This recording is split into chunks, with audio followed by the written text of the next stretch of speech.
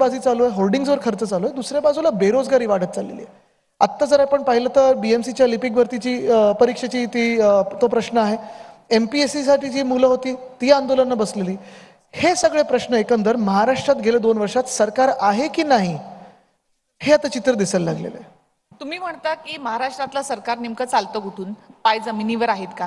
तुम्हाला असं वाटतं की महाराष्ट्राचा कारभार दिल्लीमधून चालतो? गुजरातमधून. म्हणजे मोदी शहांच्या इशाऱ्यावर इथलं सरकार चालतं असं तुम्हाला वाटतं? आता त्यांच्यात कोण इशारा देतं, हे कुठचा इशारा घेतात, काय समजतात, कोण डोळा मारतं, कोण ते समजून घेतं ते आम्हाला कळत नाही. पण एक नक्की आहे बघा, गुजरातची काही वैर नाही.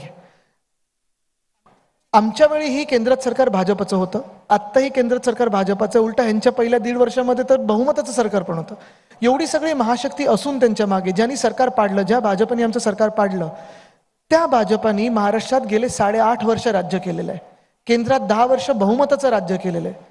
आणि हे सगळं होऊनही आज महाराष्ट्राचे हे जे हाल झालेले आहेत त्याला जबाबदार म्हणजे भाजपच आहे. साधं उदाहरण घ्या, गडकरी साहेबांनी आता परवाकडे कुठेतरी स्टेटमेंट केलं की जगात काही फुकट असलं तर तिथे भारतीय नागरिक पहिले येतात. हा आपल्या भारताचा पहिलं तर अपमान आहे. दुसरी गोष्ट म्हणजे तेच गडकरी साहेब जे यूट्यूबवर खूप वेळा भाषणं देतात आणि सांगतात की मी 5 किलोमीटर 5 मिनिटात बांधतो आणि मी एवढे पूल बांधले, तसं केलं. मुंबई गोवा हायवे गेले 10 वर्ष आमचे चाकरमानी इथून मुंबईहून गोव्याला जातात, कोकणात जातात आणि त्या हायवेवरनं आपण पाहतो जेवढे खड्डे, एवढे रस्ते बेकार आहेत. कॉन्ट्रॅक्टर कोणाचा मित्र आहे? कोणाला कॉन्ट्रॅक्ट दिलं होतं? मुंबई नाशिक हायवे घ्या, मुंबई अहमदाबाद हायवे घ्या. आणि प्रश्न हाच उपस्थित होतो की रस्त्यांपासून जी गोष्ट सुरुवात होते ती आपल्या कायदा सुव्यवस्थेपर्यंत, म्हणजे पुण्यात तर एका APIवर हल्ला झाला होता.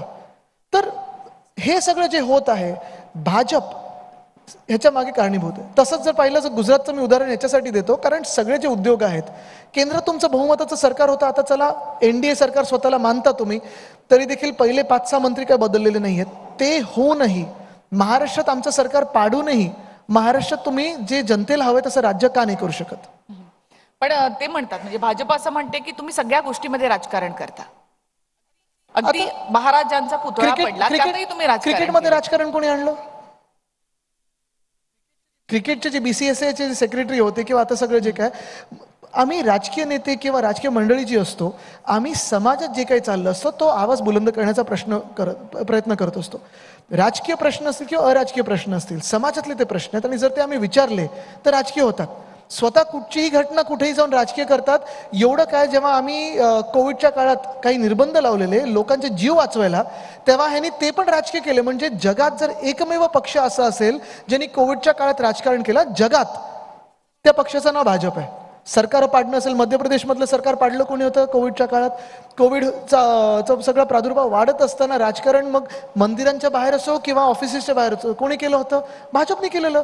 कदाचित त्यांना ती पदवी दिली पाहिजे की जगात एकमेव पक्ष कोविडच्या काळात राजकारण करणारा म्हणजे भाजप.